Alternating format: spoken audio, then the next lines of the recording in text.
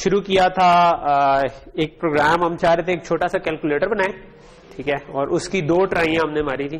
पहली ट्राई जो थी हमने कहा था कि पहली ट्राई में हमने सिंपली 2 नंबरों को कहा कि यार सीन कर लेते हैं, एक इंटीजर एक करैक्टर और एक इंटीजर, और उनको ऐड सब्ट्रैक्ट मल्टीप्लाई करके देख देते हैं, तो वो चल पड़ा।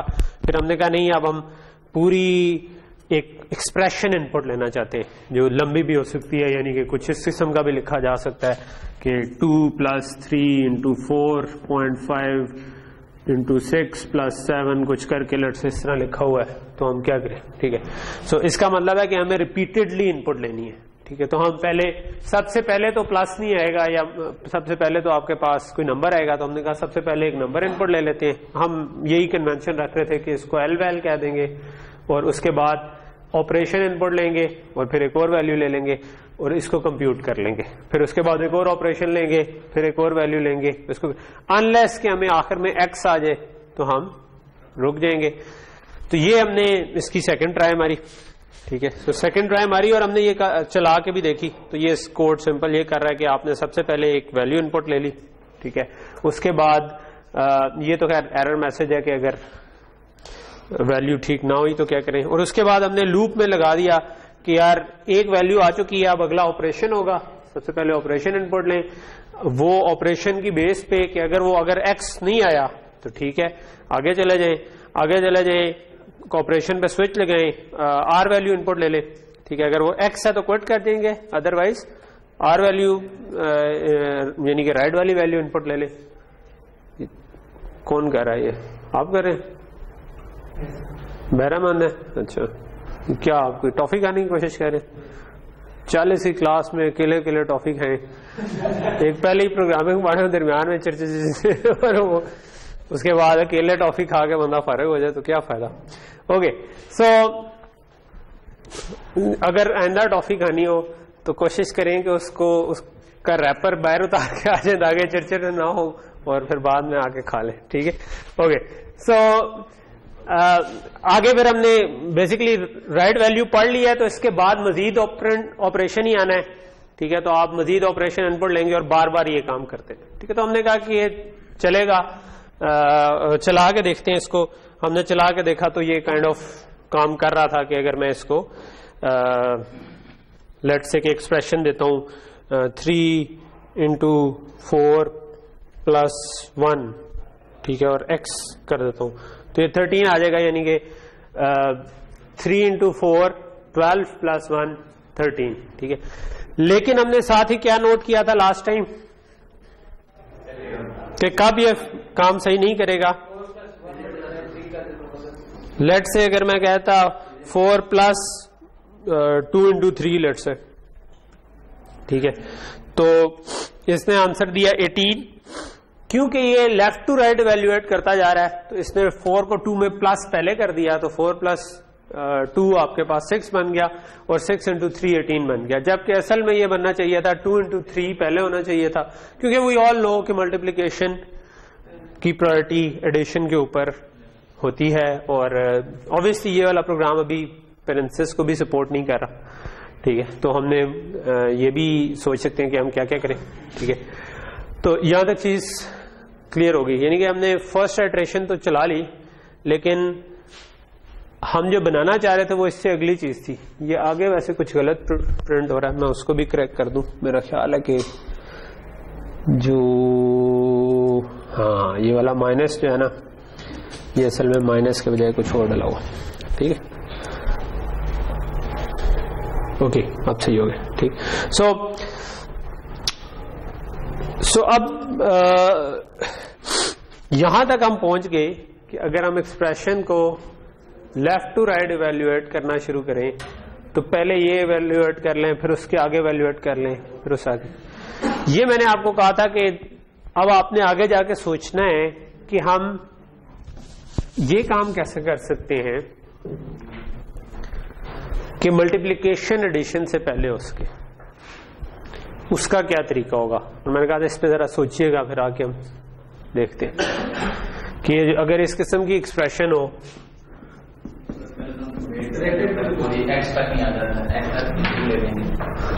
एक तरीका यह है कि हम किसी तरह एंड तक इनपुट लें, क्योंकि हमें पता नहीं कि कब मल्टीप्लिकेशन आ जाए। ठीक है, हो सकता है इधर 3-4 एडिशन और आखिरी वाली असल में मल्टीप्लिकेशन हो, तो हमें तब तक वेट करना चाहिए जब तक मल्टीप्लिकेशन तक हम पहुंच ना जाए, और फिर हो सकता है उसके बाद भी कहीं पे मल्टीप्लिकेशन हो, तो सिर्फ पहली मल्टीप्लिकेशन तक नहीं पहुंचना हमने। तो एक तरीका यह है कि समहाउ हम इसको सेव कर लें, ये जो पूरी एक्सप्रेशन है। ठीक है, और उसको फिर बाद में उसमें से लेट से पहले मल्टीप्लिकेशंस या डिवीजन्स ढूंढें, उनको इवेल्युएट कर लें। फिर अगली चीज हो सकती है कि अच्छा अगर मल्टीप्लिकेशन डिवीजन्स ढूंढ रहे हैं तो क्या हमने ब्रैकेट्स अलाउ करनी है या नहीं करनी। अगर ब्रैकेट्स हैं तो ब्रैकेट वाला काम पहले होगा। ठीक है, और सो इट टर्न्स आउट के उतना सीधा सीधा काम नहीं होगा कि हम इसी को सिर्फ मॉडिफाई करते जाएं अपने कोड को और हमारे पास डायरेक्टली रिजल्ट आ जाए कोई। ठीक है, तो हालांकि देखने में जब हमने कैलकुलेटर का सोचा था तो बज़ाहिर एक सिंपल सी चीज थी, लेकिन सिंपल सी ये चीज डालना जो नॉर्मल कैलकुलेटर सपोर्ट करते हैं कि आप पैरेंथेसिस में डाल दें और पूरे एक एक्सप्रेशन निकाल लें, तो उसमें हमें ठीक सा सोचना पड़ा। ठीक है, अच्छा ऐसी जब आपको कोई सिचुएशन आती है तो आप आगे कैसे प्रोसीड किया जाए। एक तरीका है कि अच्छा आप खुद सोचें और उसके सोल्यूशन तक पहुंचने की कोशिश करें, लेकिन मोस्ट ऑफ द टाइम्स आप किसी ऐसे प्रॉब्लम पे आप स्टम्बल अपॉन होंगे जिसका जो किसी ने पहले भी सॉल्व किया होगा। ठीक है, तो उसमें इट्स अ गुड आइडिया कि you try to figure out कि औरों ने ये प्रॉब्लम कैसे सॉल्व किया। ठीक है, आप उसका कोई बुक शुक देखते हैं, कोई लिटरेचर पढ़ते हैं, गूगल सर्च करते हैं, किसी दोस्तों से सीनियर से पूछते हैं कि यार इसको सॉल्व करने का क्या तरीका उसका। ठीक है, तो ये जो हम काम करना चाह रहे हैं ये एक इनपुट स्ट्रीम है, यानी कि एक स्ट्रिंग ऑफ इनपुट है जो कि हमारे पास आ रही है। ठीक है, इनपुट स्ट्रीम को उठाकर अगर हमने कुछ भी उससे मीनिंगफुल काम करवाना हो, ठीक है, तो उसके लिए अमूमन अगर आप थोड़ा सा लेट से आपने दोस्तों से पूछा कि पीछे कोई अच्छे प्रोग्रामर से या किसी अच्छी बुक से किया रेफर, तो आपको पता चलेगा कि हम इनको ना अलग अलग हिस्सों में तोड़ लेते होते हैं कि अच्छा कि ये एक नंबर आ रहा है, ये एक ऑपरेशन आ रहा है, ये एक और नंबर आ रहा है, ये एक और ऑपरेशन आ रहा है, एक और नंबर आ रहा है। ठीक है, तो हम इनको किसी तरह ना अलग अलग हिस्सों में रख लेते हैं अपने पास। ठीक है, इन हिस्सों को हम अमूमन कहते हैं टोकन्स। ठीक है, ठीक है, तो ये एक स्टैंडर्ड सी टर्म है जो कि यूज होती है जब भी आपने किसी स्ट्रीम को प्रोसेस करना हो ना, तो बड़े अरसे से प्रॉब्लम चल रहे हैं, तो जब भी स्ट्रीम को प्रोसेस करना हो तो उसका भी एक नाम ही बन गया हुआ कि आप हम कहते हैं इसके टोकनाइज करें, यानी कि इसके टोकन्स बना दें। ठीक है, जो भी इनपुट पे पूरी लाइन आ रही है उसको उसके टुकड़ों को अलग कर ले। ठीक है, ये सिर्फ इसके लिए ट्रू नहीं है, मतलब मिसाल के तौर पर हमने जो कोड लिखा है, हम जब कंपाइल और वो रन करते हैं इसको, ठीक है, सो कंपाइलर जो होता है ना वो ये पूरी फाइल उठाता है। ठीक है, वो क्या सबसे पहला काम करता है, वो इसका टोकन बना देता है। ठीक है, वो कहता है अच्छा स्पेसेस को तो उठाओ, जो स्पेसेस के दरमियान चीजें आ रही हैं, सबसे पहले लिखा हुआ है हैश, हैश एक टोकन बन गया, उसके बाद लिखा हुआ है इंक्लूड, ये एक और टोकन बन गया। ठीक है, उसके बाद ये वाली ब्रैकेट एक और टोकन बन गया, आईओ स्ट्रीम एक और टोकन बन गया। ठीक है, सेमीकोलन एक और, तो ये सारे जो है ना आपके अलग टोकन्स बन जाते हैं। ठीक है, और फिर आप मतलब पहला स्टेप होता है टोकनाइज करना, नेक्स्ट स्टेप इसके दरमियान आप जितनी मर्जी स्पेसेस दे देते या नेक्स्ट लाइन डाल देते, प्रोग्राम ने फिर भी कंपाइल हो जाना था, क्योंकि कंपाइलर डजंट केयर क्या वो किस सीक्वेंस में लिखा है, उसको एक दफा ये टोकन मिल जाए तो वो ये इवेल्युएट करता है कि ये टोकन तरतीब से लिखे हुए हैं या नहीं लिखे हुए।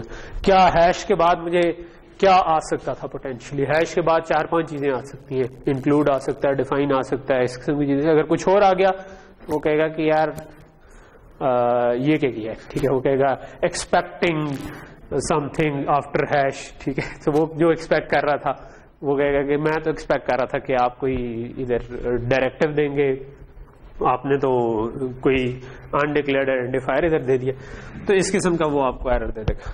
ठीक, ओके, सो पहली चीज तो ये होगी कि हमें कोई तरीका चाहिए इनको टोकन बनाने का। ठीक है, लेकिन अब हमारे पास टोकन किस किस्म के आ सकते हैं। ठीक है, अगर मेरे पास लिखा हुआ आ रहा है एक मिनट, मैं मेरा ख्याल है उस स्क्रीन को ब्लैंक कर देता हूँ थोड़ी देर के लिए।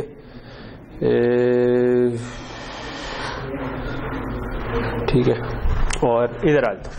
ठीक है, तो अब जो मेरे पास टोकन आ रहे हैं वो किस किस किस्म के हो सकते हैं। मैं जो एक्सप्रेशन लिख सकता हूं, क्या मैं ये लिख सकता हूं 2.1 प्लस 3 इंटू 10⁻⁻5 इंटू 4 प्लस 7, मतलब ये भी हो सकती है ना इसी तरह।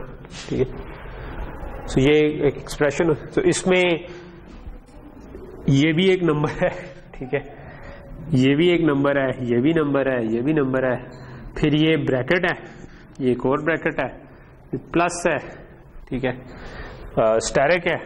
ठीक है, सो हमारे किस तरह से ये टोकन बन सकते हैं, पहला क्वेश्चन ये है। ठीक है, अगर टोकन कोई किस्म होती, ठीक है, अभी C++ में पहले से तो एग्जिस्टिंग चीज नहीं है टोकन ना। टोकन तो कंपाइलर वाले लोग कहते हैं इन चीजों को, ऑलरेडी एग्जिस्टिंग चीज नहीं है कोई टोकन।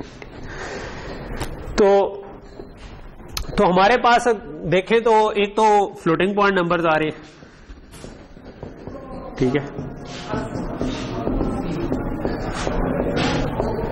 एक हमारे पास इंटीजर्स भी आ रहे। ठीक है, फिर हमारे पास ये क्या चीजें हैं, ये सारे करैक्टर्स आ रहे। ठीक है, और करैक्टर्स में ऑब्वियसली फिर दो तरह की चीजें हैं कि या तो वो ऑपरेशन होगा या वो ब्रैकेट होगी किसी तरह। ठीक है, सो प्राइमरीली क्या इनमें से किसी को हम मर्ज कर सकते हैं कि हम उनकी जगह एक ही टाइप यूज कर लें। फॉर एग्जांपल फ्लोटिंग पॉइंट और इंटीजर्स हैं, ये तो मतलब एक फ्लोटिंग पॉइंट नंबर जो है it can be as an integer as well. ठीक है, तो मैं कहता हूं कि ये तो निकल गया, तो हम यूज ही फ्लोटिंग पॉइंट नंबर कर लेते हैं। ठीक, तो पहला काम हो गया कि फ्लोटिंग पॉइंट नंबर निकल गया। दूसरा काम हो गया, तो मेरे पास बेसिकली दो तरह की चीजें आ गई। ठीक है, एक करैक्टर और एक फ्लोटिंग पॉइंट नंबर। ठीक है, करैक्टर को floating point number, obviously character का ASCII कोड तो हम सेव कर सकते हैं, लेकिन वो करैक्टर और तरीके से हैंडल होता है। करैक्टर को हम वो प्रिंट करवाएं, वो ABC की फॉर्म में होता है, हम उसको उसी फॉर्म में यूज करना चाहते हैं, हम उसके ASCII कोड को डायरेक्टली नहीं यूज करना चाहते। हम चाहते हैं कि भाई अगर मैंने ब्रैकेट आई है तो वो ब्रैकेट ही मुझे नजर आए, ना कि मैं उसको पहले फ्लोट से कन्वर्ट करूं। ठीक है, सो इसका मतलब है ये दोनों डिफरेंट तरह की चीजें। ठीक है, सो जनरली जो टोकन्स होते हैं ना, उनको हम कह देते हैं कि वो किस किस्म का है और उसकी वैल्यू क्या है। ठीक है, एक तो टाइप या काइंड, ठीक है, कि what kind of token it is और what is the value of the token. ठीक है, ये दो चीजें हम अलग रख लेते हैं। ठीक है, फॉर एग्जांपल हमारे पास दो तरह के टोकन्स हैं, एक नंबर्स, ठीक है, सो एक हमारे पास है करैक्टर्स। ठीक है, सो जो नंबर्स हैं उनकी फिर वैल्यू हो सकती है, करैक्टर की भी कुछ वैल्यूज हो सकती हैं।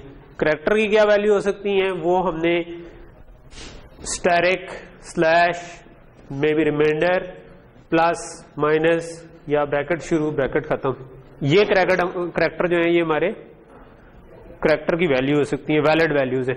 ठीक है, और नंबर की कोई भी वैल्यू हो सकती है। नंबर की लेट्स से 2.1 या जो मैंने 3 इंटू इस फॉर्म में भी हो सकती, कुछ भी हो सकती है। ठीक है, बट हम इसके पीछे जो एक्चुअल में जो भी फ्लोटिंग पॉइंट वैल्यू बनती है वो सेव करना चाहते हैं। ठीक है, इसको एज एक तरीका ये हो सकता था कि मैं एक ही बना दूं और एज अ स्ट्रिंग सेव कर लूं, लेकिन फिर जब भी यूज करना होगा उसको स्ट्रिंग से उठा के दोबारा नंबर में कन्वर्ट करूं, नंबर से दोबारा स्ट्रिंग में कन्वर्ट करूं। उसके बजाय मैं चाहूंगा कि मैंने अगर दो नंबर्स को ऐड करना है तो वो फ्लोटिंग पॉइंट नंबर ही हो, स्ट्रिंग्स को डायरेक्टली, मतलब स्ट्रिंग में अगर लिखा हो तो फिर 3E-5 ये 4 लेटर्स की स्ट्रिंग बन जाएगी। ठीक है, तो ये डायरेक्टली ऐड नहीं हो सकता किसी चीज में। अगर मैं इसकी वैल्यू निकाल के वो स्टोर कर लूं तो वो मेरे लिए ज्यादा आसान हो जाएगा अगले स्टेप में जाके, जब मैंने, क्योंकि एंड में तो मैंने ये कंप्यूटेशन का रिजल्ट प्रिंट करवाना ना।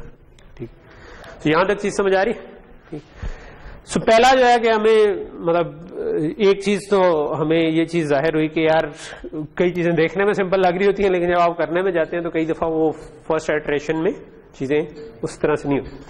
सो टोकनाइज करेंगे तो उसमें हमारे पास काइंड, वैल्यू, ये दो चीजें चाहिए कि क्या वो काइंड में क्या है कि यार क्या ये करैक्टर है या ये नंबर है। ठीक है।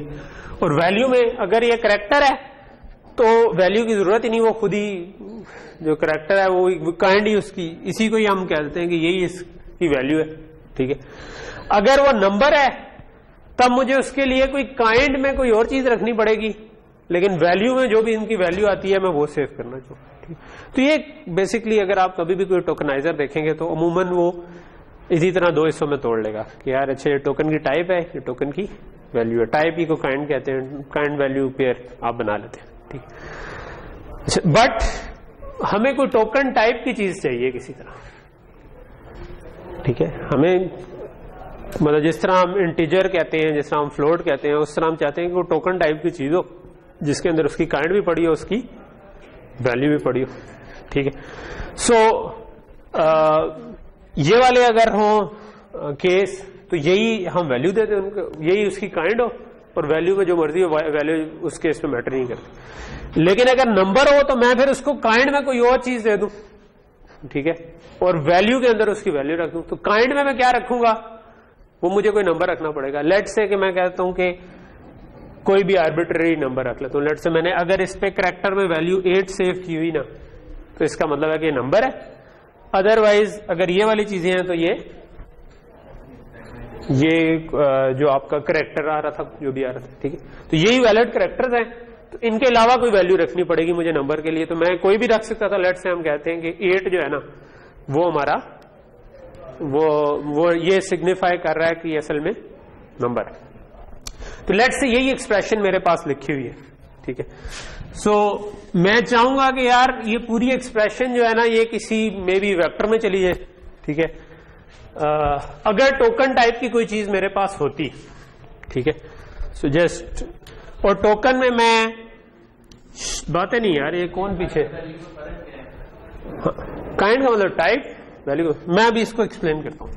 लेट्स से कि मैं चाह क्या रहा हूं कि अब क्योंकि मुझे एक्सप्रेशन को आगे तक जाके वैल्यूएट करना है, तो मेरे पास एक्सप्रेशन कुछ इस किस्म की तरह स्टोर हो जाए कि लेट्स से मैं एक टोकन्स का वेक्टर बना लूं, ठीक है।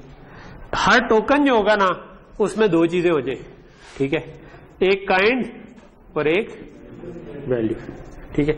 सो अब ये पहला टोकन है, ठीक है। सो मैंने कहा कि अगर आपके पास नंबर है ना तो उसकी काइंड क्या होगी, नंबर्स काइंड इज कैरेक्टर 8, ठीक है। और अगर कैरेक्टर है ना तो जो उसकी वैल्यू है वही बेसिकली उसकी काइंड है, ठीक है। तो उस केस में हम वैल्यू को इस्तेमाल कर ही नहीं रहे। सो अगर किसी तरह मेरे पास कोई चीज हो जिसको मैं कह सकूं टोकन, ठीक है, जस्ट लाइक जिस तरह हम इंटीजर्स कह देते हैं, कैरेक्टर कहते हैं, लेकिन ये थोड़ी स्पेशल टाइप हो जिसमें काइंड भी एक उसका पार्ट हो, वैल्यू भी एक पार्ट हो, ठीक। तो मैं उसके बाद इसको इस स्ट्रीम को इस तरह रिप्रेजेंट कर सकता हूं कि सबसे पहले मेरे पास आई ब्रैकेट, ठीक है, भागे एक एक करके भागना शुरू हो गया, अटेंडेंस लग गई। चलो खैर मैं इतना ज्यादा उसको माइंड नहीं करता, उनके अपने ही नुकसान कर रहे हैं, मेरा कुछ नहीं। ओके, सो लेट्स से कि पहला टोकन क्या है, ब्रैकेट। सो इसकी काइंड ही इसकी वैल्यू है। अगला टोकन क्या है, 2.1। सो इसका मतलब है इसकी काइंड है 8 और इसकी वैल्यू है 2.1। अगला टोकन क्या है,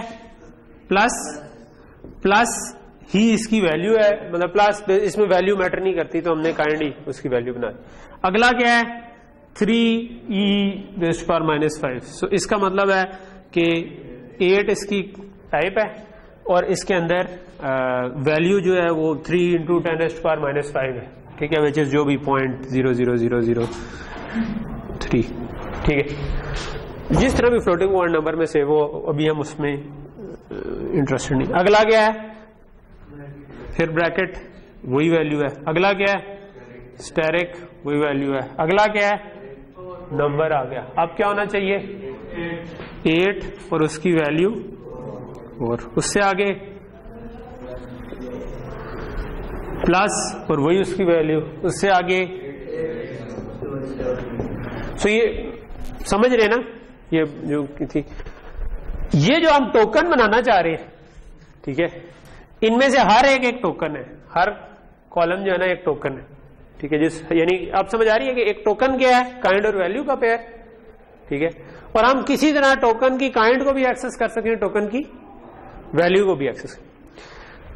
अच्छा, इस तरह की सिचुएशन कई दफा राइज होती है कि जब हम इस तरह की अपनी मर्जी की कोई डाटा टाइप बनाना चाहते हैं, ठीक है, जिस तरह इंट, फ्लोट, डबल, वो तो ऑलरेडी एग्जिस्ट करते हैं ना, लेकिन टोकन ऑलरेडी एग्जिस्ट नहीं करता, लेकिन हम टोकन खुद से डिफाइन करना चाहते हैं कि टोकन एक ऐसी चीज है जिसके अंदर दो चीजें होती हैं, एक काइंड और एक वैल्यू, ठीक है।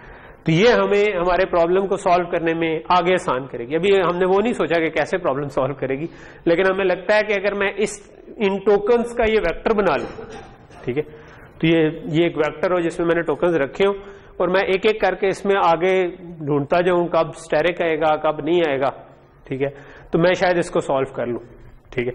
लेकिन फर्स्ट लेवल पे मुझे कोई इस किस्म की चीज चाहिए, ठीक है। तो इस किस्म की चीज जो है ना, ये C++ आपको सपोर्ट करती जी।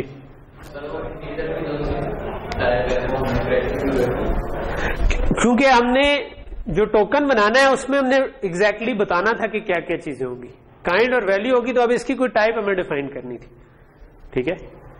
यहाँ तो इंटीजर की टाइप कैरेक्टर होगी, किधर? जी जी, ये एक कैरेक्टर है, लेकिन ये बता क्या रहा है, ये बता रहा है कि इसके अंदर जो वैल्यू है वो एक इंटीजर पड़ा हुआ है, ठीक है। जी जी, ये कैरेक्टर में हमने यहां पर हमने कोई भी रैंडमली सिलेक्ट करना था जो वैलिड हमारे ऑपरेटर थे ना, उनके अलावा कोई चीज हो, ठीक है, ताकि जब मैं टोकन को देखूं तो मुझे पता चल सके कि इसमें इंटीजर पड़ा हुआ है, इसमें कोई नंबर पड़ा हुआ है या इसमें कोई ऑपरेटर पड़ा है, ठीक है। सो वो मुझे कैसे पता चलेगा, उसके लिए मैंने ये काइंड रख लिया, ठीक है।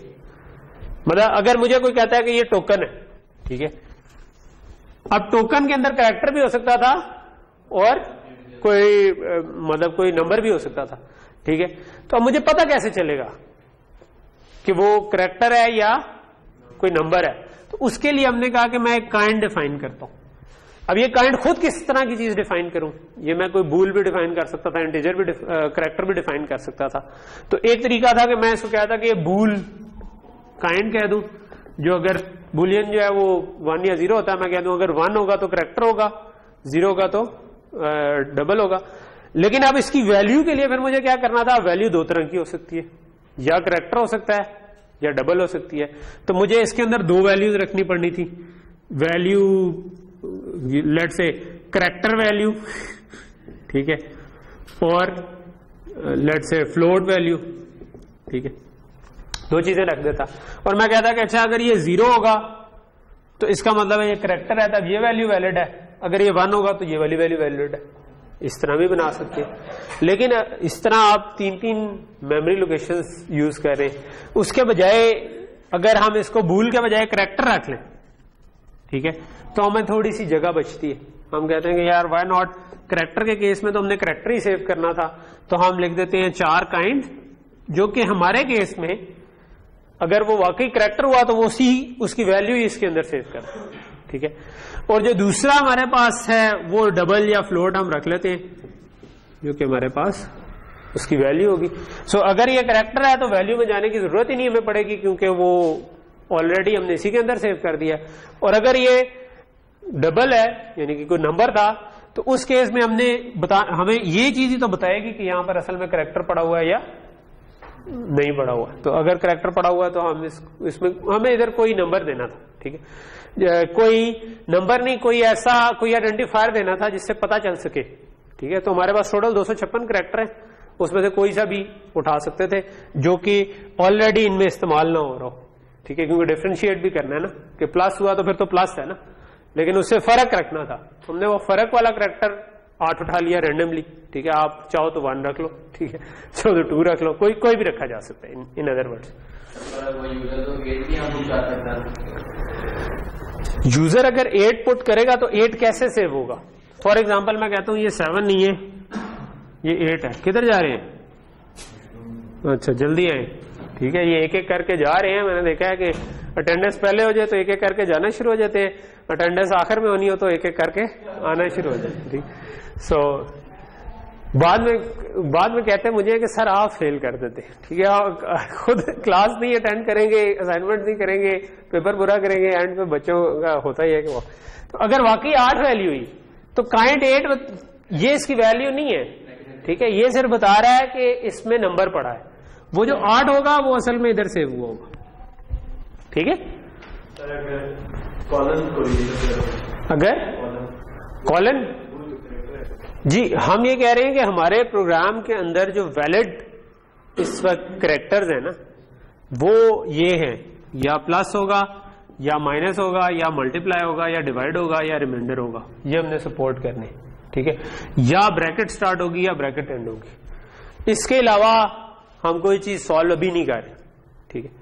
सो उसके अलावा नंबर ही हो सकता है, ठीक है, यानी ये पूरी एक्सप्रेशन में या तो नंबर है या ये वाले करैक्टर है, ठीक है। और हमें क्योंकि अब ये मसला पड़ गया है कि हमने मल्टीप्लिकेशन पहले करनी है, एडिशन बाद में करनी है, अभी हमने पेरेंथेसिस का नहीं सोचा कि उनको कैसे हैंडल करना है, लेकिन हमने वो भी हैंडल करनी है किसी तरह। तो हमने कहा कि पहला मसला ये है कि फिर मुझे क्योंकि आगे जाके देखना है कि मल्टीप्लिकेशन होनी है नहीं, तो मुझे किसी तरह कोई उनको स्टोर करना है कि मैं चेक कर सकूं कि क्या क्या पड़ा हुआ है मेरे पास। तो एक से ज्यादा चीजें स्टोर करने के लिए हमने पढ़ा हुआ, हम वेक्टर यूज कर सकते हैं, ठीक है।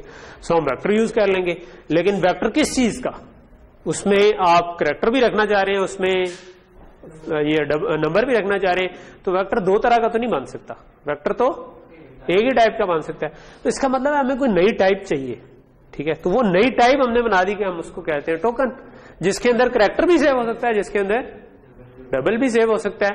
तो हमने उसके अंदर दोनों सेव किए हुए, लेकिन अगर वो करैक्टर ही होगा तो उसकी वैल्यू इन 6 में से कोई, और अगर वो नंबर हुआ तो हमने एक अपनी तरफ से आर्बिट्रेरीली एक नंबर सेलेक्ट कर लिया 8, और हमने कहा कि अगर यहां पर 8 पड़ा हुआ हो तो ये वैल्यू नहीं है उसकी, तब उसकी ये बता रहा है कि काइंड क्या है, उस केस में वैल्यू पे चले जाओ, ठीक है। आप कोई और टोकनाइजर बना रहे होंगे, हो सकता है आप काइंड को इस तरह ना डिफाइन करें, ये तो हमने इसलिए डिफाइन किया है क्योंकि हमें सूट कर रहा था कि करैक्टर के अंदर ही वैल्यू रखने, वरना जिस तरह मैंने कहा था बूल भी डिफाइन कर सकते हैं, या हो सकता है कि आप कोई और इंटीजर डिफाइन कर लें कि इंटीजर में वैल्यू 1 हुई तो इसका मतलब होगा ये 2 हुई तो कुछ और मतलब होगा, ठीक है। तो इस किस्म के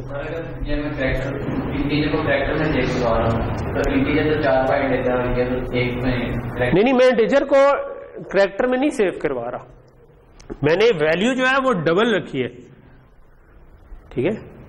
वैल्यू डबल हो सकती है, पर जी जी जी काइंड में आपके पास हमेशा करैक्टर है, अगर नंबर हुआ तो हमेशा इधर 8 ही होगा, ठीक है, जिससे पता चलेगा कि ये नंबर है, लेकिन वैल्यू उसकी इधर सेव हुई होगी जो कि डबल है, ठीक है, इट्स नॉट करैक्टर, ठीक। सो ये क्योंकि डबल है तो डबल में जितनी वैल्यूज आ सकती हैं वो इधर आ सकती है, ठीक है। अगर मैं इसमें वैल्यू सेव करवा रहा होता नंबर की भी, तब वाकई मसला आप जो कह रहे हैं वो आना था कि तब मैं 255 तक मैक्सिमम जा सकता था अगर पॉजिटिव नंबर सेव करूं, और अगर इंटीजर सेव करने हैं तो मैं फिर वो 128 तक मैक्सिमम जा सकता था, या -128 से 127, ठीक। तो ये बात समझ आ रही है या कंफ्यूज हो रही है? समझ आ रही है, ठीक है, ओके। सो इस एग्जाम्पल का एक मकसद ये था कि आपको ये चीज समझ आए कि हमें बाज़ अपनी टाइप की चीजें बनानी पड़ जाती है, ठीक है। तो ये एग्जिस्टिंग टाइप नहीं है टोकन। टोकन एक ऐसी चीज है जो कि हमें चाहिए अपने प्रोग्राम को सॉल्व करने के लिए, कि हम जब सोच रहे हैं कैसे सॉल्व करेंगे तो हमें लगता है कि हमें एक ऐसा वेक्टर पड़ा हो जिसके अंदर ये एक एक टोकन पड़ा हो, तो हम उसको सॉल्व कर सकते हैं। C++ आपको ये चीज अलाउ करती है, या कोई भी ऑब्जेक्ट ओरिएंटेड लैंग्वेज हो, वो आपको अलाउ करती है कि आप अपनी मर्जी की टाइप्स बना सकते हैं, ठीक है, जिसमें आप 2-3 चीजें इकट्ठी करके एक टाइप बना दें, ठीक है, फिर वैसी 4-5 चीजें इकट्ठी करके बेशक नई टाइप बना दें। सो ये आप ये सब कुछ कर सकते हैं। इनको हम कहते हैं, जो हम अपनी खुद टाइप बनाते हैं उसको हम कहते हैं क्लास, ठीक है, उसको हम कहते हैं क्लास। सो ये टोकन जो है ना, ये एक नई टाइप है, तो हम कहते हैं ये एक नई क्लास हम बना सकते हैं टोकन, ठीक है।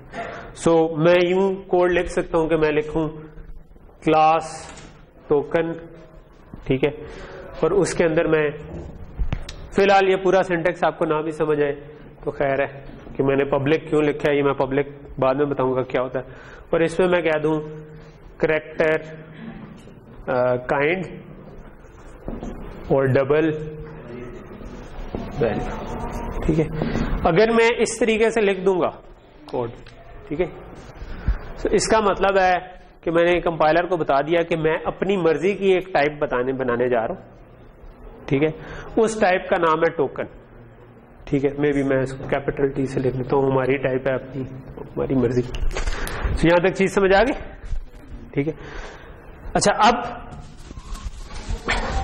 जब आप इस किस्म की कोई चीज बना देते हैं, ठीक है, तो ऑब्वियसली आप इसकी काइंड और वैल्यू को एक्सेस भी करना चाहेंगे, ठीक है। तो अगर इस किस्म की चीज बना दिया ना, तो अब जिस तरह मैं int x is equal to 10 लिख सकता था ना, अब उस तरह मैं token x is equal to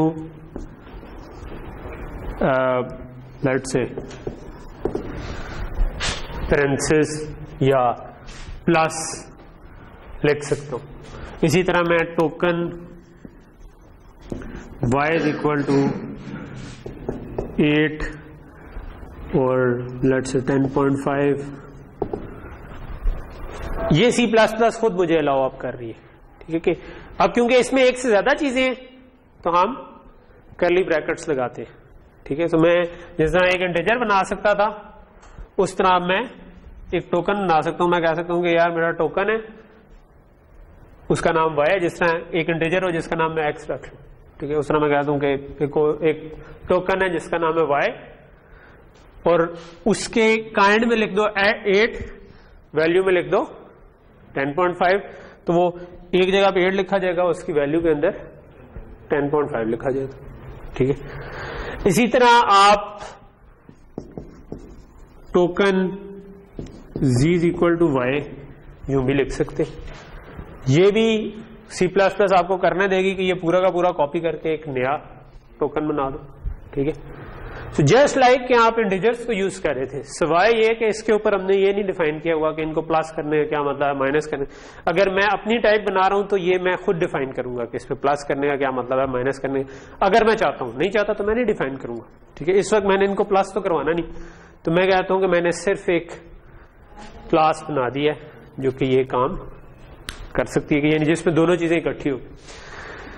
सो ये यहां तक बात समझ आ रही है, ठीक है। तो ये बेसिकली आपको अब आप टोकन टाइप की चीजें बना सकते हैं, ठीक है। यहां पर एक क्वेश्चन ज़हन में आ सकता है कि पहले से क्यों नहीं टोकन एग्जिस्ट करता, ठीक है। अब ज़हन में क्वेश्चन आएगा भाई अगर इंट एग्जिस्ट करता है, फ्लोट एग्जिस्ट करता है, डबल एग्जिस्ट करता है, तो टोकन क्यों नहीं एग्जिस्ट करता? जी जी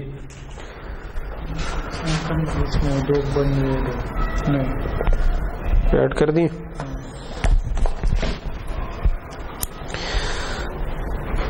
सॉरी फॉर डिले, आज जिसने कुछ निकलना था काम तो ओके। सो यहां तक ये समझ आ गई, ठीक है। तो अब अगला क्वेश्चन मैं कह रहा था कि ये भी क्वेश्चन आ सकता है कि टोकन ऑलरेडी क्यों नहीं एग्जिस्ट करता। टोकन ऑलरेडी इसलिए नहीं एग्जिस्ट करता क्योंकि ऐसी तो हजारों लाखों किस्म की चीजें हो सकती हैं, ठीक है। मिसाल के तौर पर मैं चाहता हूं एक मैट्रिक्स हो, पूरी की पूरी 2 डायमेंशनल मैट्रिक्स की टाइप हो, या 3 डायमेंशनल मैट्रिक्स की टाइप हो, या कहते हैं कोई गेम का करैक्टर हो, उसकी कुछ मैं चीजें इंफॉर्मेशन स्टोर करना चाहता हूँ, या कार है, मैं कारों की इंफॉर्मेशन स्टोर करना चाहता हूँ, कार का मॉडल में एक फलां चीजें, ठीक है। या ग्रोसरी प्रोडक्ट्स हैं और मैं उनका करना, किताबें हैं उनका नंबर, नाम, इस तो कई टाइप्स जो हैं ये ऑलरेडी एग्जिस्टिंग अगर हो गई तो फिर तो C++ जो है ना वो एक इंसाइक्लोपीडिया ही बन जाएगा कि जिसमें हर किस्म की हो। तो उसके बजाय आपने जो भी नॉट ओनली C++ कोई भी ऑब्जेक्ट ओरिएंटेड लैंग्वेज है वो आपको अलाउ कर देती है कि आप इस तरह से अपनी मर्जी की टाइप्स बना सकते हैं, ठीक है। सो ये जो टाइप बनाना है इसको हम कहते हैं क्लास, ठीक है। तो क्लास इज बेसिकली आपकी defined type, user defined data type, ठीक है।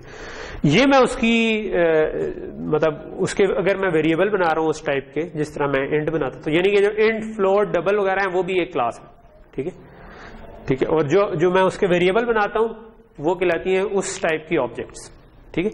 तो ये टोकन जो है ये मेरी एक क्लास है जो कि मैंने खुद डिफाइन की, और ये मैंने उसकी ऑब्जेक्ट बना दी, और उस ऑब्जेक्ट में अगर मैंने सिर्फ एक एंट्री बताई है तो इसका मतलब है दूसरी एंट्री को खुद ही 0 कर दो, ठीक है। सो मैंने अगर कहा है प्लस तो इसका मतलब है कि उसकी वैल्यू को ही ऑटोमेटिकली 0 कर दे। और कुछ चीजें आपको अगर आप क्लास बना दें तो बनी बनाई मिल जाएंगी, वो ये कि आप इसको इनिशियलाइज कर सकते हैं, आप कॉपी कर सकते हैं, ठीक है। इससे आगे की चीजें आपको खुद बनानी पड़ेंगी अगर आप बनाना चाहें, जो कि हमारे केस में हमें नहीं बनाने की फिलहाल जरूरत है। इसी तरह अगर मैं बाद में कोई वैल्यू चेंज करना चाहता हूं, लेट से मैं कहता हूं कि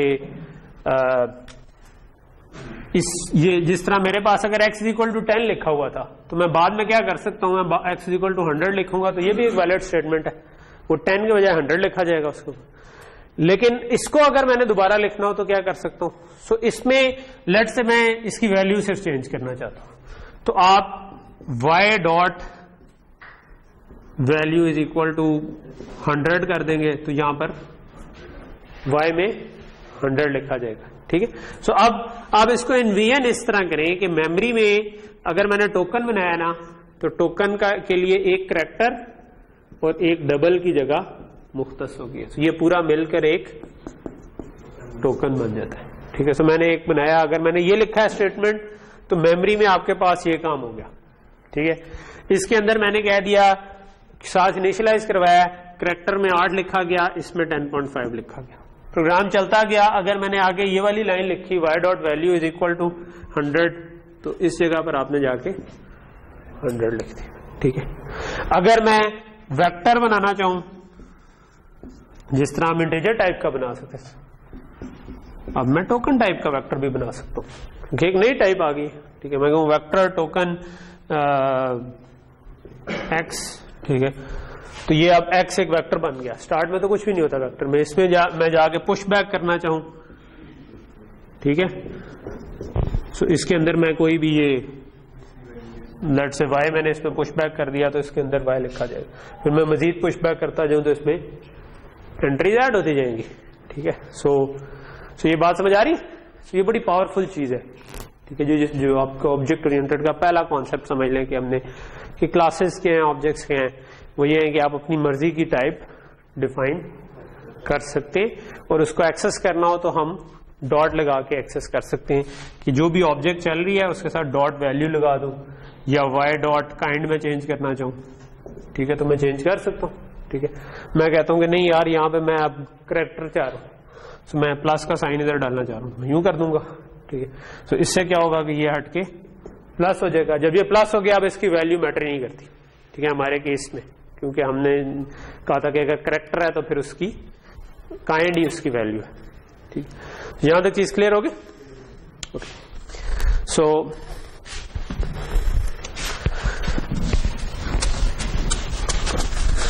ओके, इसको मैं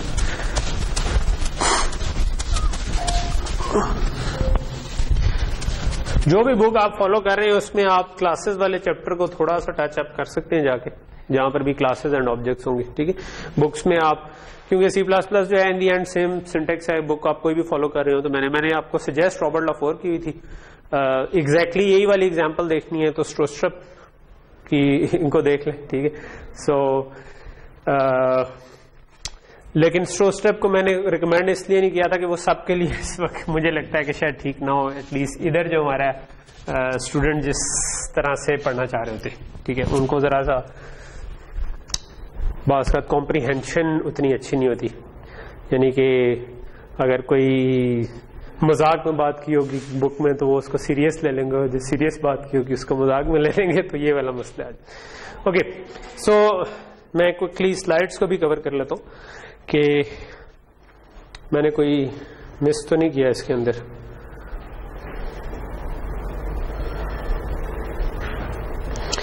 ओके, सो मोर और लेस इसमें वैसे टोकन के लिए अलग से शायद एंड पे दिया हुआ। सो ये चीज हमने काइंड ऑफ कवर कर लिया है कि काइंड वैल्यू क्या चीज होती है, और टी डॉट जो भी अगर मैं डॉट काइंड करके और डॉट वैल्यू करके एक्सेस कर सकता हूं। ठीक है, ओके, सो अब जो नेक्स्ट चीज आती है, तो यहां तक चीज आपको समझ आ गई कि मैं एक क्लास बना के अपनी टाइप की ऑब्जेक्ट, अपनी टाइप की अपनी मर्जी की डाटा टाइप डिफाइन कर सकता हूं, और उस डाटा टाइप के डिफरेंट चीजों को एक्सेस करना हो तो मैं उसकी ऑब्जेक्ट बनाऊंगा और डॉट करके मैं हर एक वैल्यू को एक्सेस कर लूं।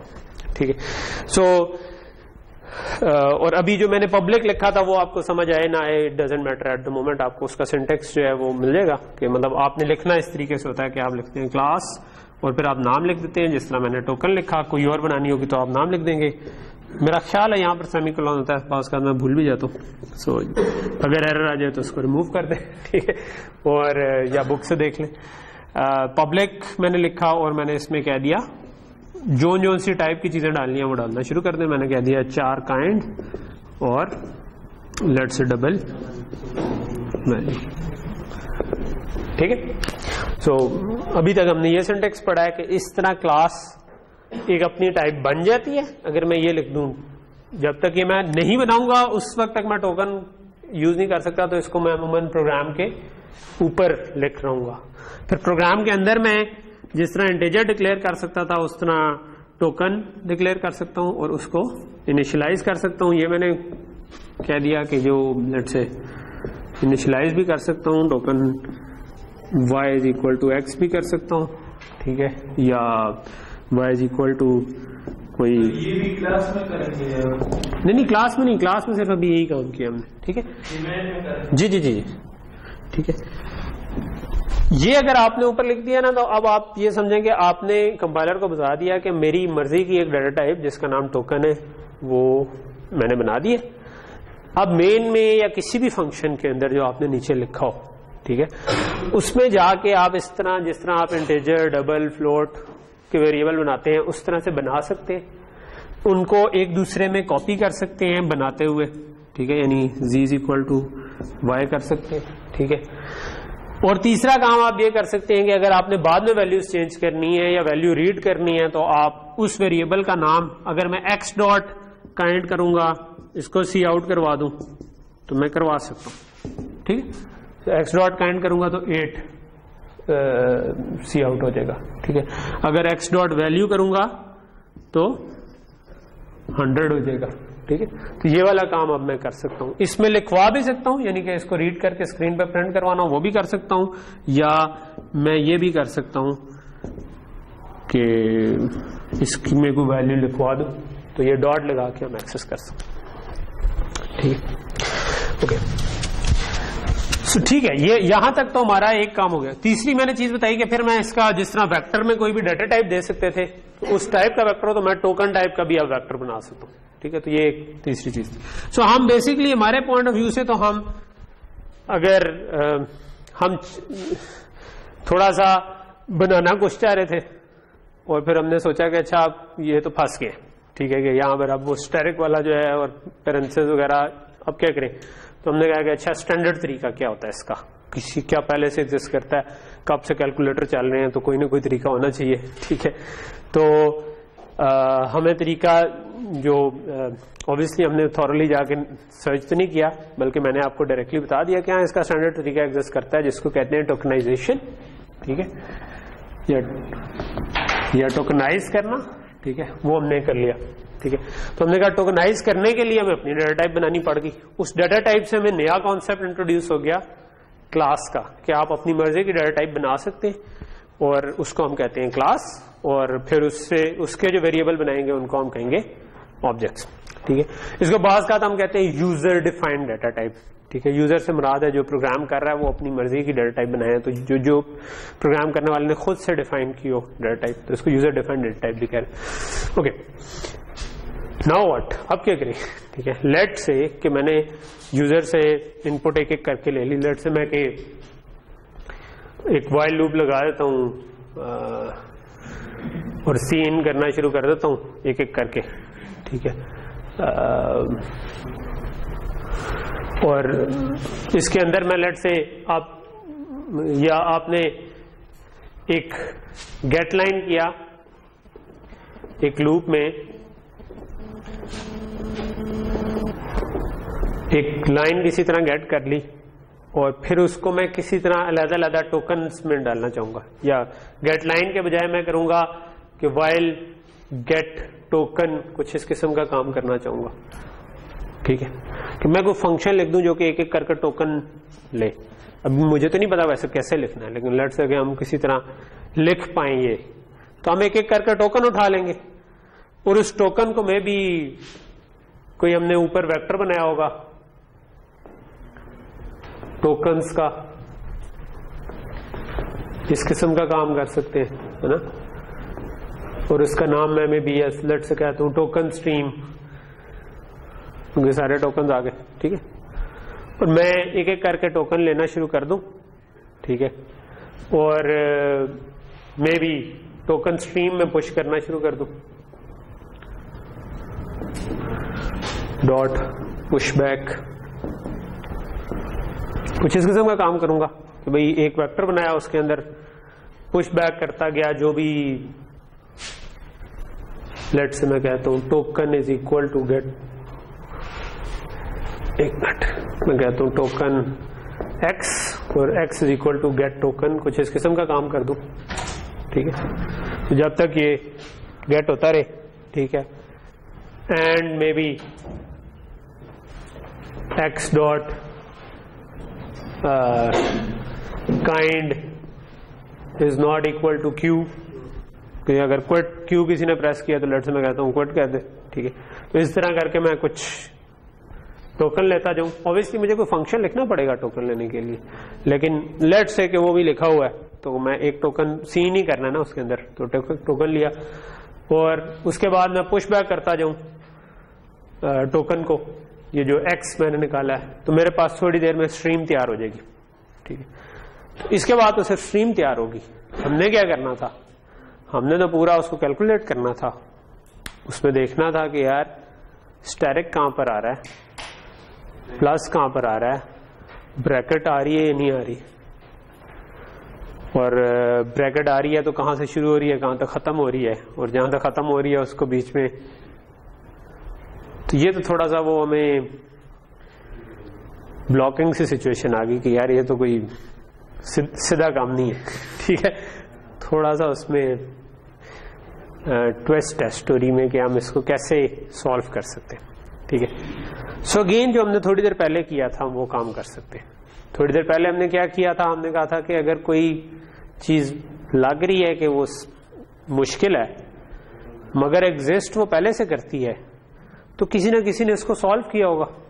ठीक है, और अगर किसी ने सॉल्व किया हुआ है तो हम जाके वो पढ़ लेते हैं किसी और ने कैसे सॉल्व किया हुआ है, उससे हमें आइडिया हो जाएगा कि ऐसे प्रॉब्लम्स को कैसे सॉल्व किया जाता है। क्योंकि हम खुद से सॉल्व करें तो हमें तो लग रहा है कि यार ये टोकन स्ट्रीम तो आ गई है, लेकिन इसको खुद से सॉल्व करने में हम काफी सारा टाइम लगाएंगे और उसके बाद भी हम हो सकता है एक बगी वेरिएंट प्रोड्यूस कर दे।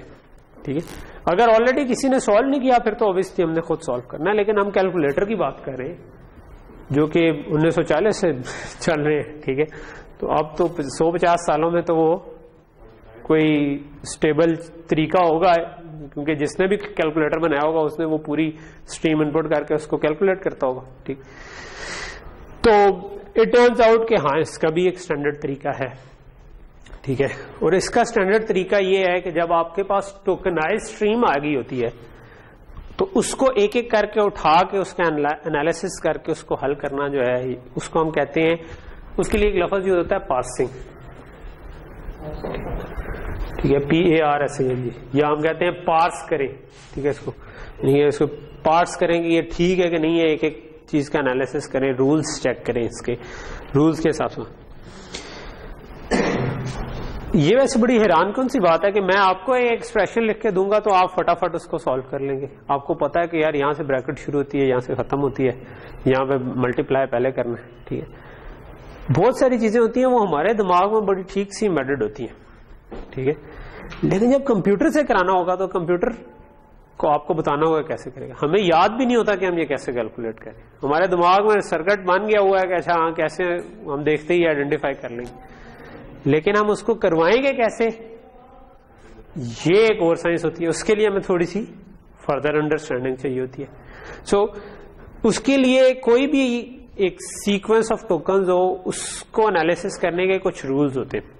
ठीक है, और उन रूल्स को नॉर्मली हम कहते हैं ग्रामर। ठीक है, सो जो कि कहते हैं, जिस तरह हम नॉर्मल में आपको कोई जुमला बोल रहा हूं, ठीक है, ये भी एक ग्रामर के हिसाब से बोल रहा हूं, इस वजह से ये आपको कॉम्प्रिहेंसिबल है। ठीक है, ये आपको समझ आ रहा है। अगर मैं इसको कह रहा हूं कि आ रहा आपको समझ या है, आपको है बाद में कर लूं, इसका सीक्वेंस चेंज कर दूं जैसे, तो ये आपको समझ नहीं आएगा क्या कहा था। वही वर्ड्स होंगे, ठीक है। आपको लगेगा पश्तो है कोई नहीं, मतलब पश्तो तो खैर समझ आती होगी मोस्ट में, यानी कि मेरा पश्तो कहने का मतलब है कि मुझे नहीं समझ आती पश्तो, यानी आपको वो इनकॉम्प्रिहेंसिबल लगेगा, समझ नहीं आएगा, कोई फॉरेन लैंग्वेज लगेगी। फॉरेन लैंग्वेज तो शायद ना लगे, बट यू कैन उसकी सेंस नहीं बना सके। तो वो रूल्स क्या है, वो एक अंडरलाइंग रूल्स हैं जो कि हमें याद भी नहीं है, लेकिन हम समझ सकते हैं लैंग्वेज, उनको यूज कर सकते हैं, लेकिन हमें पता भी नहीं है, ठीक है। यानी कि अगर मैं उर्दू में बोल रहा हूं तो आप लोगों के दिमाग में उर्दू वाले रूल्स ऑलरेडी एग्जिस्ट करते हैं, ठीक है। सो इसका स्टैंडर्ड तरीका फिर ये होता है कि अगर आपने एक एक्सप्रेशन को पास करना है तो उसके कुछ रूल्स होंगे, ठीक है, और आप उन रूल्स की एक छोटी सी ग्रामर बना लेंगे। हमारे केस में क्योंकि हमने 3-4 काम ही करने हैं तो हमारी ग्रामर को बहुत ज्यादा कॉम्प्लेक्स नहीं होगी, but we have to get used to the idea, ठीक है, कि क्या चीज है। और मैंने ये वाली एग्जांपल इसीलिए की है क्योंकि ये वाला काम अक्सर ही करना पड़ जाता है कि आपको स्ट्रीम को किसी पास करके कुछ ना कुछ करना है, ठीक है। सो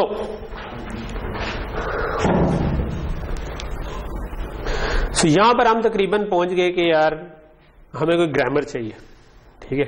सो एक्सप्रेशन ग्रामर क्या होती है, उससे पहले मैं आपको एक एग्जांपल दे देता हूं कि नॉर्मली जब हम इंग्लिश बोल रहे होते हैं या उर्दू बोल रहे होते हैं, इंग्लिश बोल रहे होते हैं, तो उसमें कुछ रूल्स होते हैं, ठीक है। फॉर एग्जांपल अगर एक इंग्लिश सेंटेंस है तो हम कहते हैं कि सेंटेंस जो है ना नाउन या वर्ब होगा, ठीक है। जिस तरह हम कहते हैं ही डाइड, ठीक है। सो अब ये एक नाउन है और ये एक वर्ब है, या सेंटेंस खुद पूरा सेंटेंस होगा, कंजंक्शन होगी और सेंटेंस होगा, ठीक है। सेंटेंस का मतलब है कि ये एक पूरा फिक्रा, ठीक है, और उसके बाद कोई जोड़ने के लिए चीज और फिर आगे दोबारा फिक्रा, ठीक है। For example he died because,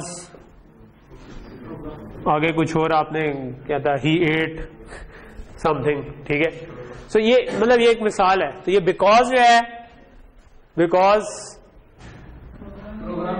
because he programmed, ठीक है, या ही स्टडीड अंडर सर यासर है। नहीं भाई, जज्बाती किसी ने नहीं होना। अच्छा, इंशाल्लाह सारे पास हो जाएंगे, पता चले कोई सच्ची में ही जो है उस तरह ना कर ले, ठीक है। मेरे ऊपर ना कोई वो करना, मैं आपके लिए एक्स्ट्रा टाइम पे भी अवेलेबल हूँ, नहीं समझ आ रही कुछ हो जाए तो ओके। एनीवे, सो जिस तरह हम कहते हैं कि birds fly but fish swim, so ये एग्जाम्पल के तौर पर इधर कहीं पे लिखा होगा कि बर्ड्स फिश और फ्लाई स्विम है, तो ये एक जुमला है। तो birds fly but fish swim, so birds is a noun, fly is a verb, ये मिलके एक सेंटेंस बन गया। सो ये इस रूल को पूरा कर रहा है। उसके बाद एक कंजंक्शन आई बट, जो कि दो जुमलों को जोड़ने के लिए यूज हुई। Fish swim is another sentence, तो ये सेंटेंस कंजंक्शन सेंटेंस का रूल पूरा हो रहा है, तो इसका मतलब है इट्स अ वैलिड सेंटेंस, ठीक है। अगर लेट से फ्लाई बर्ड्स में लिख दूं fly birds but swim fish, तो ये जुमला नहीं बनेगा, क्योंकि आप verb followed by noun is not a sentence, but noun followed by verb is a sentence, ठीक है। तो ये आपके, अगर आप सिंपल ग्रामर तकरीबन इस तरीके से लिखी जाती है, ठीक है। ग्रामर में आप कह देते हो कि यार डिफाइन करते हो कि ये चीज क्या है, वर्ब डिफाइन कर दिया, नाउन डिफाइन कर दिया, कंजंक्शन डिफाइन कर दी, सेंटेंस डिफाइन। अब ये पूरी, ये सिर्फ 4-5 लाइनें हैं, ये इस किस्म के सेंटेंसेस को डिफाइन करने के लिए काफी है। ये पूरी इंग्लिश ग्रामर नहीं है बाय द वे, उसमें बहुत कुछ आ जाएगा, लेकिन हम बहुत ज्यादा कॉम्प्लेक्स केस, हमारा मतलब हम ये नहीं समझना चाह रहे कि बहुत ज्यादा कॉम्प्लेक्स चीजें क्यों, हम एक सिंप्लीफाइड केस के लिए समझना चाह रहे हैं।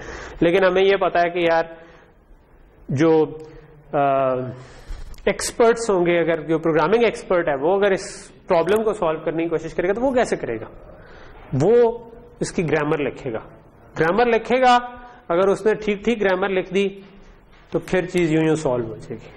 ठीक है, तो जब आप चीजों को थोड़ा सा अच्छा कॉम्प्रीहेंड करना शुरू हो जाते हैं, अच्छी तरह समझना शुरू हो जाते हैं, फिर चीजें उस समझने में टाइम ज्यादा लगता है लेकिन सॉल्व करने में टाइम कम हो जाता है। ठीक है, तो अच्छे प्रोग्रामर का क्या काम है, जो कि आपने उसकी कॉम्प्रीहेंशन अच्छी बनानी है। एक अच्छा डिजाइनर जो होगा ना, वो हो सकता है सेम कोड जो है बड़ा नीटली डिवाइड करके उसने जो 200 लाइनों में लिखा हो, वो किसी बुरे प्रोग्रामर ने वही वाला कोड हो सकता है कि 4000 लाइनों में लिखा हो और वो डिवाइडेड भी सही ना हो और वो कहते हैं उसमें बग्स भी हो फिर इस वजह से। ठीक है, क्योंकि अच्छा कोड जो होता है वो मेंटेनेबल भी होता है, उसमें आप बग्स भी ज्यादा आराम से निकाल सकते। तो आप मतलब इस कोर्स का एक मेन मकसद है कि हम अच्छी प्रोग्रामिंग कर सके। ठीक है, सो ऑब्जेक्ट ओरिएंटेड का भी मेन मकसद यही है, जो हम कहते हैं ना ऑब्जेक्ट ओरिएंटेड प्रोग्रामिंग।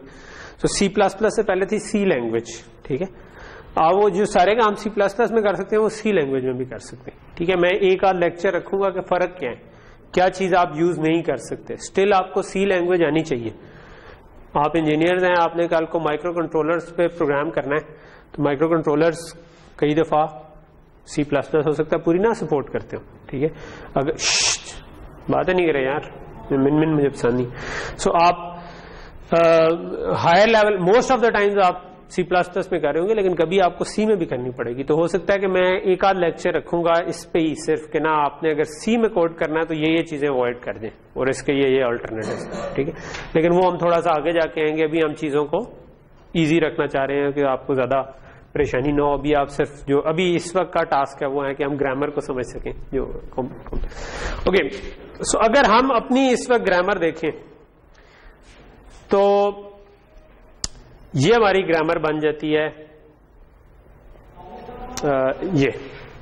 ठीक है, सो अगर कोई एक्सपर्ट ये जो हम कैलकुलेटर का प्रॉब्लम सॉल्व करना चाह रहे हैं उसकी ग्रामर लिखेगा तो वो इस किस्म की लिखेगा। ठीक है, सो व्हाट डज इट से, ये क्या समझा रही है हमें ग्रामर, ये हमें बता रही है। एक मिनट, मेरा यहाँ कहीं पे टाइम में साथ देखता रहूं कि मैं उसके हिसाब से अपना एक्सप्लेनेशन की ड्यूरेशन को आगे पीछे करूं। ठीक, ओके, सो ये मैं बता रही है कि एक नंबर जो है ना वो फ्लोटिंग पॉइंट लिटरल है। ठीक है, कि कोई भी फ्लोटिंग पॉइंट में इस तरीके से लिखी हुई चीज हो कि चाहे 42 लिखा हुआ है, चाहे एक्सपोनेंट वाली फॉर्म में लिखा हुआ है, चाहे नॉर्मल 3.14 लिखा हुआ है, इनमें से कोई भी फॉर्म में लिखा हो तो इट्स अ नंबर। ठीक है, पहली स्टेप में तो कोई मसला नहीं। फिर अगली डेफिनेशन है प्राइमरी। ठीक है, जिस तरह उसमें हमने नाउन वर्ब कंजंक्शन बनाया था, इसके अंदर हम कहते हैं कि नेक्स्ट चीज है primary. Primary can either be a number, कि या तो नंबर जो होगा ना वो प्राइमरी भी है। ठीक है, या प्राइमरी क्या चीज होगी, वो होगी पेरेंथेसिस एक्सप्रेशन, पेरेंथेसिस खत्म। ठीक है, सो एक पेरेंथेसिस के अंदर लिखी हुई एक्सप्रेशन कैन बी प्राइमरी। ठीक है, अगर पेरेंथेसिस नहीं है तो वो फिर प्राइमरी नहीं है। ठीक है, तो या तो डायरेक्ट नंबर होगा या अगर एक्सप्रेशन है तो वो पेरेंथेसिस में लिखी हुई होगी। ठीक, अभी हमने एक्सप्रेशन नहीं डिफाइन किया क्या है, वो ऊपर जाकर डिफाइन हो रहा है। ठीक है, फिर अगली डेफिनेशन है टर्म की। ठीक है, एक टर्म क्या है, एक primary can be a term, which means के एक number can be a term, या अगर एक्सप्रेशन ब्रैकेट में लिखी हुई हो तब भी टर्म है। ठीक है, या ये अब आप हर लाइन में ना कि टर्म में क्या क्या हो सकता है, ये 4 डिफरेंट तरीकों से टर्म बन सकती है।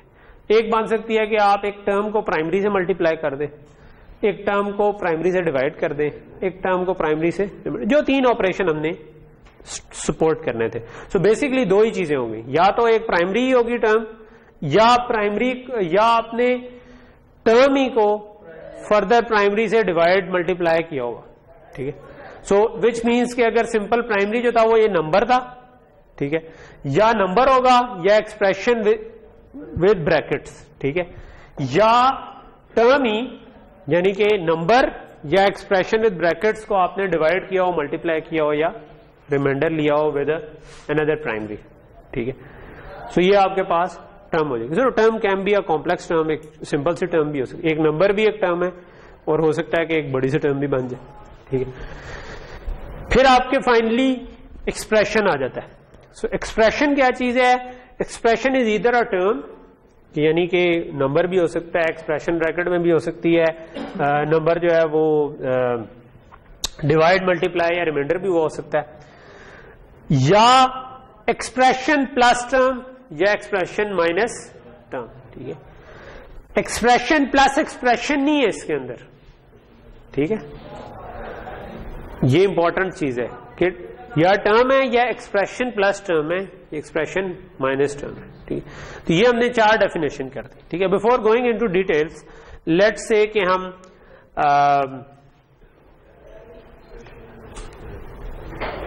इसके साथ साथ एग्जांपल्स को भी थोड़ा देख लेते हैं। ये लिटरल तो देख लिया था। प्राइमरी में क्या हो सकता है, नंबर हो सकते हैं या एक पूरी एक्सप्रेशन जो कि ब्रैकेट में लिखी हुई है। ठीक है, टर्म में क्या क्या हो सकता है, टर्म में या तो नंबर हो सकता है या number multiplied by an another number, और expression multiplied by a number, और नंबर मल्टीप्लाइड बाय एक्सप्रेशन। ठीक है, क्योंकि नंबर खुद टर्म भी हो सकता है। ठीक है, सो अगर मैं इधर लिख देता 2 इंटू 1 माइनस 3, तो ये भी आपका term multiplied by an expression था जो कि प्राइमरी भी है। इसका मतलब है कि टर्म मल्टीप्लाइड बाय प्राइमरी हो सकता है। ठीक है, तो ये सारी चीजें हो सकती हैं। ठीक है, और फाइनली जो एक्सप्रेशन है ये एक्सप्रेशन प्लस टर्म है। ठीक है, वो या टर्म होगी which can be a number और नंबर मल्टीप्लाइड बाय समथिंग, या उसको प्लस या माइनस करें। ठीक है, सो बेसिकली इस ग्रामर में क्या खास बात है कि ये हमारी एक्सप्रेशन को ठीक तरीके से इवेल्युएट कर सकेगी या डिफाइन कर सकेगी। इस पे जो एक्सप्रेशन है उसमें मल्टीप्लिकेशन नहीं हो रही, आपने गौर किया होगा, और टर्म के अंदर मल्टीप्लिकेशन हो रही है। ठीक है, सो एक्सप्रेशन जो है ना वो एक्सप्रेशन प्लस टर्म है या एक्सप्रेशन माइनस टर्म है। ठीक है, टर्म जो है ना वो निचले लेवल की डेफिनेशन है, टर्म पहले कंप्यूट होगी, एक्सप्रेशन बाद में कंप्यूट होगी। ठीक है, तो ये अगर हम चीज को कर रहे होंगे ना तो हमारा प्रोग्राम में मल्टीप्लिकेशन डिवीजन रिमाइंडर पहले हो जाएगा। ठीक है, ये मैं भी इसकी एग्जांपल देता हूं। ठीक है, तो लेकिन मैं पहले थोड़ा सा आइडिया देना चाह रहा हूं कि क्या वजह है कि ये बाद में ठीक चलना चलेगा। लेट्स से कि हम इसकी छोटी सी एक एग्जांपल करते हैं। हम कहते हैं कि मेरे पास एक नंबर आया 2, तो अगर मैं उसको पार्स करना चाहूं, मैंने कहा था इस ग्रामर के हिसाब से रूल चेकिंग को हम कहते हैं पार्सिंग, के आपके पास सबसे पहले आपने एक चीज को टोकनाइज किया, उसके बाद उन टोकन्स को आपने पार्स किया, एक एक करके देखा रूल्स पूरे हो रहे हैं। अगर रूल्स पूरे हो रहे हैं तो इसका मतलब है चीज ठीक है। ठीक है, अब दिमाग में हम बगैर सोचे हुए ये काम कर रहे होते हैं। ठीक है, मैं अगर कोई जुमला बोल रहा हूं तो हम एक रूल्स चेक करके हमें पता चल जाता है कि ये जुमला ठीक है या गलत है या नहीं, लेकिन मतलब in the end there are some inherent rules जिसकी वजह से हम चीज को समझते हैं। सो अगर एक नंबर 2 की सिंपल किसी ने एंटर किया तो 2 is a floating point literal which means कि it's also a number, which means it's a primary, which means it's a term, which means it's an expression। तो ये एक valid expression है। ठीक है, इसी तरह अगर मैं कहूं 2 + 3, ठीक है, सो आपका जो 2 है it's a number, it's a primary, it's a term, it's an expression। और expression कहती है कि expression can also be an expression plus another term। ठीक है, तो ये 3 नंबर भी है, प्राइमरी भी है, टर्म भी है, इसका मतलब है कि ये 2 + 3 इज अ वैलिड एक्सप्रेशन। ठीक है, क्योंकि एक्सप्रेशन कह रही थी कि expression plus term can be an expression. ठीक है, तो ये एक्सप्रेशन प्लस टर्म बन रही। ठीक, इसी तरह अगर मैं एक और एग्जांपल देखूं, ठीक है, कि 45 + 11.5 × 7, सो 45 is a number, it's a primary, it's an term, it's an expression. ठीक है, इस एक्सप्रेशन के बाद आ रहा है प्लस।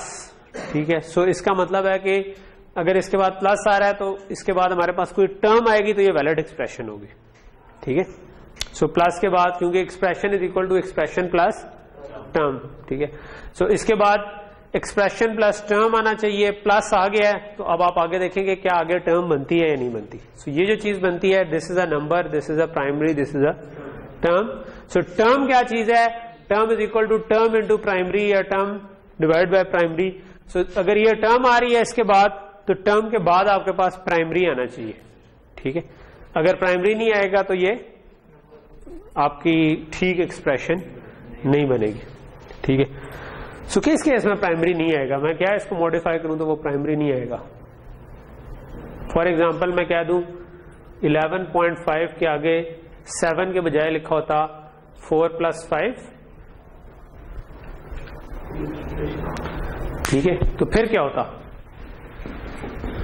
ठीक है, चलो इसको हम आगे इवेल्युएट करेंगे। तो यहां तक चीज समझ आई? सो ये आपके पास expression followed by term followed by followed by ये आपका जो प्लस का साइन था, प्लस के बाद एक्सप्रेशन प्लस टर्म आनी चाहिए थी आपके पास। जो टर्म आनी थी उसमें पहली चीज जो थी वो आपके पास टर्म बन रही है, लेकिन टर्म मल्टीप्लाइड बाय या primary is also a term. So अगली चीज जो है वो प्राइमरी बन रही है। तो इसका मतलब है कि term multiplied by primary is also a term. तो ये चीज ठीक होगी। व्हाट अबाउट दिस वन, जिसमें मैंने थोड़ा सा चेंज कर दिया, ठीक है, कि इधर मैं लिख देता हूं, जरा रोशनी ज्यादा है। 4+1, क्या ये वैलिड एक्सप्रेशन है? हमारे नॉलेज के हिसाब से तो वैलिड एक्सप्रेशन ही बनती है, ठीक है। सो लेकिन जो हमने ग्रामर के रूल्स सेट किए हैं उसके हिसाब से क्या ये वैलिड बनेगी? असूली तौर पर हमने यही क्लेम किया है कि ये ग्रामर जो है ठीक चल रही है और इसमें हम मतलब कैलकुलेटर के सारे रूल्स को सेटिस्फाई करना चाहिए इसको। सो ये आपके पास 45 जो है ये आपके पास एक एक्सप्रेशन है, ठीक है। सो ये इसमें obviously it's a primary number, primary term. इसके आगे आया प्लस, ठीक है। प्लस के बाद एक्सप्रेशन प्लस एक्सप्रेशन नहीं होता था, एक्सप्रेशन प्लस, इसके बाद आपके पास आनी चाहिए टर्म, ठीक है। सो ये आपके पास एक, ये सबसे पहले आपके पास आया 11.5 which is a number which is a primary which is a term, but term को followed by a multiplication. So term followed by another term या प्राइमरी, ठीक है, नॉट टर्म। इससे आगे टर्म के बाद स्टेरिक अगर आ गया तो इसके बाद मेरे पास प्राइमरी आना चाहिए था। प्राइमरी आ रहा है, 4 is a primary which means कि ये आपके पास टर्म बन गई है, ठीक है। सो एक्सप्रेशन प्लस टर्म जो बनी है ये खुद एक एक्सप्रेशन होती है, ठीक है। So this is also an expression, ठीक है, जिसके बाद प्लस आ रहा है और प्लस के बाद आ रहा है 5 विच is a term, 5 is a number which is a primary which is a term. So expression plus term is also an expression. So इसका मतलब है कि ये ठीक एक्सप्रेशन बनेगी। सो ग्रामर के रूल्स के हिसाब से ये आप इसको अगर मैं इसको लेफ्ट टू राइट पार्स करना शुरू करूं, ठीक है, और मैं कहूं कि यार मुझे सबसे पहले जो मिला है मैं चेक करूं कि क्या वो एक्सप्रेशन है या नहीं है, तो आपने जाके चेक किया कि अच्छा क्या वो टर्म है या नहीं है, क्या वो टर्म, मतलब हम इसको इस तरीके से कर सकते हैं कि आप पहले एक टोकन निकालें, देखें कि वो क्या चीज है, ठीक है। हमने कहा कि वो नंबर है विच मीन्स कि it's an also primary, it also term, ठीक है। सो इसके आगे क्या आ रहा है? इसके आगे अगर प्लस आ रहा है तो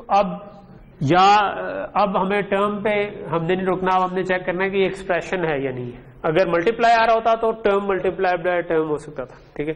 सो अगर यहां पे प्लस आ रहा है तो इसका मतलब है यू हैव टू चेक के इसके आगे ये वाला जो आगे वाली चीज है, यानी कि हम लेफ्ट से शुरू हुए,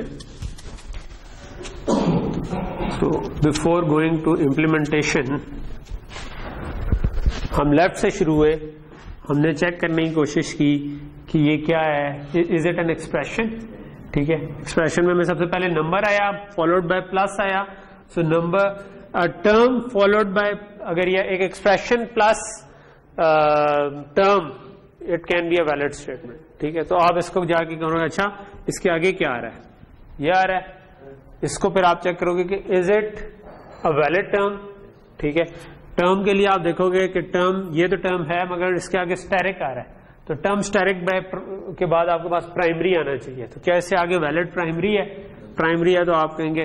सो आपको किसी तरह चेक करना है कि ये अगला, आप एक टोकन निकालें, आप चेक करें कि क्या ये वैलिड टर्म है या नहीं, वैलिड एक्सप्रेशन है या नहीं, फिर अगला चेक करें, प्लस आ गया तो आप आगे प्रोसीड करें, उससे आगे आ गया तो आगे प्रोसीड करें।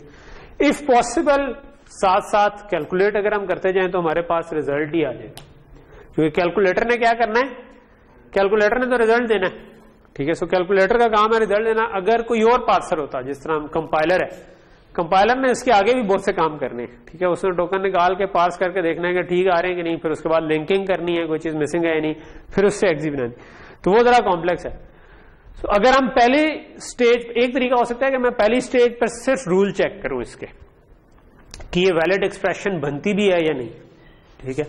और दूसरा तरीका ये हो सकता है कि मैं रूल्स चेक के साथ साथ इस एक्सप्रेशन को कैलकुलेट भी करता जाऊं, कि जब मेरी ये टर्म निकल आई है तो मैं जब इवेंचुअली नंबर इनटू मतलब एक टर्म इनटू प्राइमरी हुआ है तो वहां पे मैं कैलकुलेट कर लूं, फिर वो जब टर्म प्लस एक्सप्रेशन हो जाएगा तो मैं उसको कैलकुलेट कर लूं, ठीक है। तो मैं हर स्टेज पे सो अगर मैं साथ साथ कैलकुलेट करता जाऊं तो ये हमारा काम तकरीबन आधा हो जाएगा, ठीक है, कि हमें वो आधे काम में दोनों काम हो जाएंगे, ठीक है। तो ये हम करना चाहिए।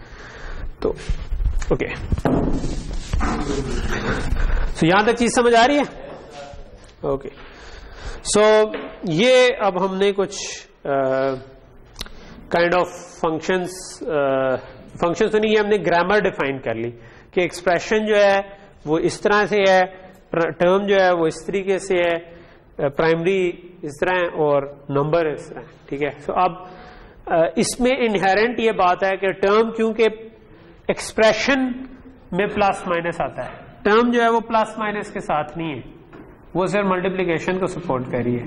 सो टर्म पहले कैलकुलेट हो जाएगी, इसका मतलब है, ठीक है, और एक्सप्रेशन उसके बाद होगी, क्योंकि expression can be expression plus term या एक्सप्रेशन माइनस टर्म, ठीक है।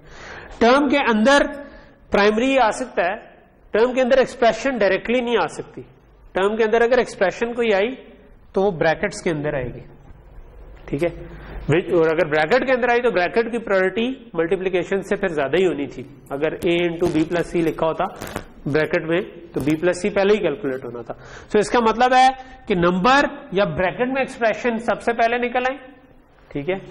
अगर वो ब्रैकेट के अंदर एक्सप्रेशन है तो फिर तो वैसे ही कैलकुलेट हो सकती है। उसके अंदर भी अगर कोई टर्म आती हुई तो उसकी पहले प्रायोरिटी हो जाएगी, ठीक है, क्योंकि हम लेफ्ट टू राइट पास करना शुरू करेंगे और एक एक करके इसके अंदर जाना शुरू करेंगे। तो जब भी हमारे पास एक्सप्रेशन आएगी हम देखेंगे वो टर्म तो नहीं आ रही, उसके अंदर टर्म आ रही है तो उसको पहले कैलकुलेट करेंगे, या वो डायरेक्ट नंबर होगा, नंबर ना हुआ तो वो नंबर प्लस कोई टर्म होगी, ठीक है। सो वो जो टर्म है वो पहले कैलकुलेट होगी, ठीक है। ये तो इससे ऑटोमेटिकली इंश्योर हो जाएगा कि मल्टीप्लिकेशन पहले हो रही है। ओके, क्या हुआ? बस हो गई है? अभी तो बड़ा टाइम पड़ा यार। हाँ,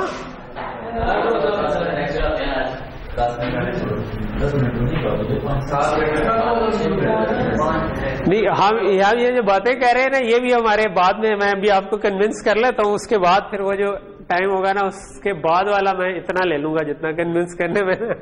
बस क्यों होगी है यार? ये आप तो क्या नाम था आपका? शाह फैसल? आप बड़ी बातें कह रहे हो यार। हाँ, यूं करके नीचे होके पता चल रहा होता है टीचर को। वो ऑब्वियसली अल्लाह ताला ने दो कान में नए हैं ना, तो आपको पता है दो क्यों है? एक क्यों नहीं है? या आंख एक सुनने के लिए एक निकालने के लिए। गुड, ये भी अच्छा है, ठीक है। आंखें भी दो क्यों है? ये आइडिया है आपको क्यों है? एक क्यों नहीं है? एक आंख हो तो मतलब नजर तो एक से भी आ जाता है। हाँ,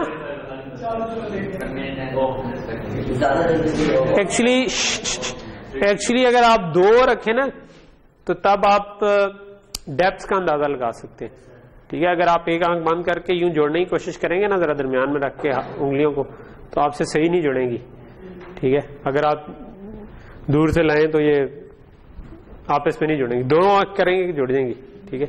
ये एक सिंपल सा टेस्ट है। ऑब्वियसली हमें जब ऑब्जेक्ट के साइज का अंदाजा हो फिर हम डिस्टेंस भी निकाल लेते हैं, लेकिन अगर दो आंखें हो तो आपको ऑब्जेक्ट के साइज का अंदाजा नहीं भी है ना तो स्टिल आप निकाल सकते हैं कि वो कितनी बड़ी ऑब्जेक्ट है और क्या चीज है। मतलब इसको हम कहते हैं ट्रायंगुलेशन।